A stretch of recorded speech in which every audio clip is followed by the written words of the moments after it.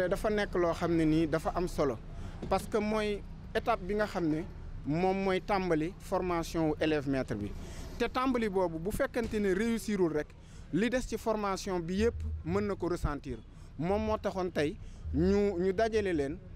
ñu nekk ci kanam ay autorités yu nekk ci dëkk bi à commencer par le gouverneur de la région le docteur Babacar Diop maire de la ville mais également l'inspecteur d'académie et ak yeneen autorités yoo xam ne nii ñu ngi fi parce que ñooñu aussi seen teewaay dafa amoon solo pour que mu servir de modèle aux élèves maîtres parce que xale yi dañuy bëgg royukaay te il faut que séance yu mel nii nga ci woo ay nit ñoo xam ne nii mën nañoo roy ci ñoom ndaxte ñooñu dañu jaar fi nga xam ne xale yi fi la ñuy tàmbalee. ko war a jàngale parce que jàngale dafa nekk un métier boo xam ne nii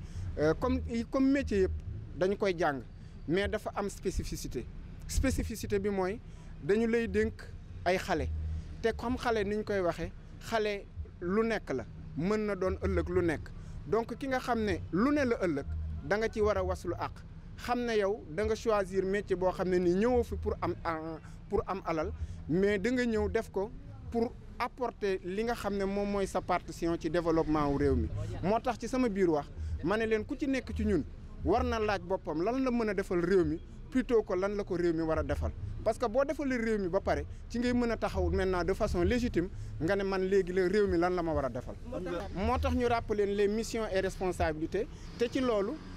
dama dem jëli koo xam ne nii un acteur averti monsieur l'inspecteur Modou Fall qui a passé vraiment 40 années dans le système éducatif donc mu nekk koo xam ne nii bu waxee xale yi mën nañ ko dégg. on a fi de 2012 à 2018 en qualité de formateur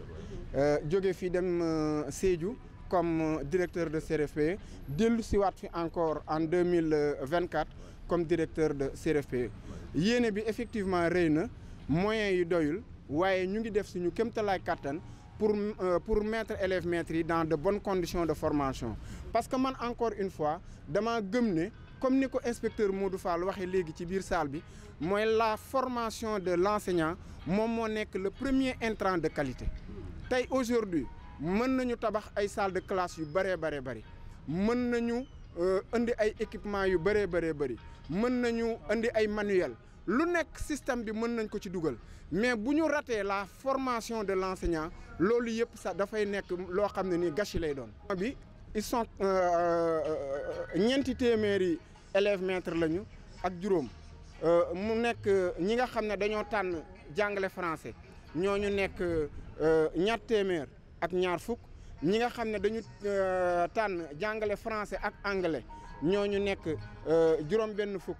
ak juróom ñi ci des nga xam ne ñoom ñoo tànn maanaam arabe bi ñooñu nekk téeméer ak ñaar fukk. Je m'appelle Nalla Ndiaye. Je suis le directeur du CRFPE de Thiès et je suis installé dans cette fonction par l'inspecteur d'académie à la date du 9 décembre 2025. 2024, à la date du 9 décembre 2024. Alors, l'organisation de cette amphi de rentrée s'inscrit dans le cadre de la formation initiale des élèves maîtres. Il était utile de le faire parce que tout simplement,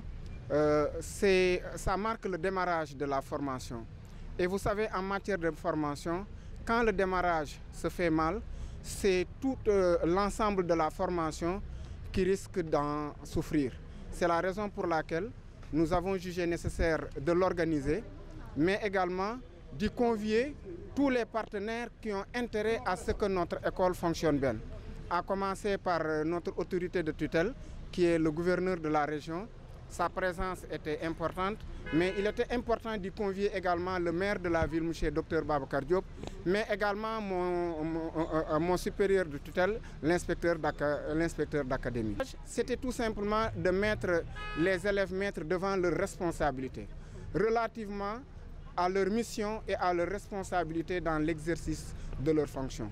Nous sommes dans un métier où de plus en plus la conscience professionnelle n'est plus au rendez-vous. Et il était important de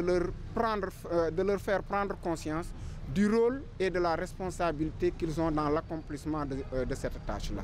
En principe, dans 9 mois, parce que nous avons un référentiel de formation qui est articulé autour de 14 compétences de base qu'il faut développer sur une durée de 9 mois. Donc à la fin de ces 9 mois, l'examen du CFS, c'est-à-dire du certificat de fin de stage, sera organisé, à l'issue duquel ils seront Inch'Allah déclarés admis et seront à partir de ce moment-là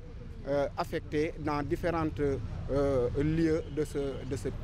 Les ambitions sont grandes. Vous savez, nous sommes un CRFPE d'une capacité d'accueil limitée, mais au regard du recrutement qui a été effectué cette année, nous avons reçu un nombre d'élèves maîtres qui dépasse plus ou moins notre capacité d'accueil. 405 élèves maîtres, dont 220 options français, 120 en arabe et 65 en anglais. Vous voyez ces 405 élèves maîtres. Nous n'avons pas tous les sièges pour les accueillir, mais en amont, j'ai pris certaines dispositions en essayant de voir quels sont les moyens à mettre en œuvre pour réduire un tout petit peu ce gap-là. Nous y sommes et je crois que d'ici quelques jours, on va trouver les moyens pour que tous les élèves maîtres puissent trouver un siège. C'est bon.